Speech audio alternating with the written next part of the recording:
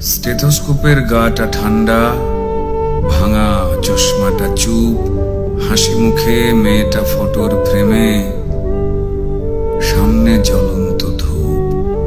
ডাক্তারিতে chance পাওয়ার খবরে হয়তো সেদিন মেয়েটার বাড়ি জুড়ে ছিল হইচই।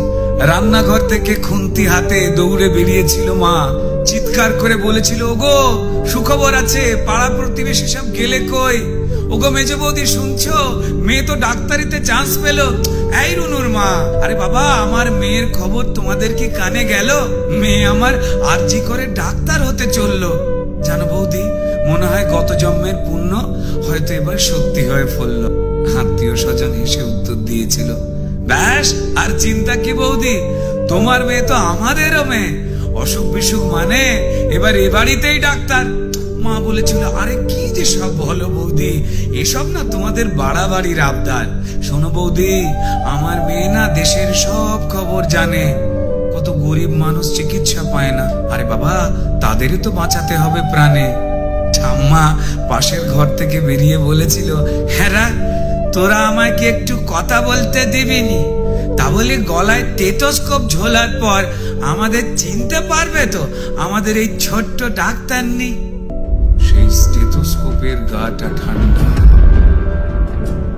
ভাঙা চশমাটা চুপ, হাসি মুখে মেয়েটা আজ ফটোর ফ্রেমে, সামনে জ্বলন্ত ধূপ। টানা 36 ঘন্টার ডিউটি দিয়ে মুমূর্ষু রোগীর সেবা করে, বন্ধুদের সাথে খাবার খেয়ে গলার স্টেথোস্কোপটা খুলে মেয়েটা ঢুকেছিল সেমিনার ঘরে। ভেবেছিল দু চোখ বুঝে একটু জিরিয়ে নি। সেই যে দু চোখ বন্ধ হয়েছিল, সে দু চোখ আর খোলেনি। সেমিনার রুমে যে ক্লান্ত ডাক্তার নি ঢুকেছিল, সকালে সে বেরিয়েছিল ক্ষত বিক্ষত বডি হয়ে। আর স্টেথোস্কোপের গাটা ঠান্ডা, ভাঙা চশমাটা চুপ, হাসি মুখে মেয়েটা ফটোর ফ্রেমে, সামনে জ্বলন্ত ধূপ। যে দিত প্রাণ সেই দিল প্রাণ হাসপাতালের ঘরে। শরীর জুড়ে হাজার ক্ষত, মেয়েটা গেলই মরে। খুবলে খেলো শরীরটাকে, ভাঙলো গলার হাড়।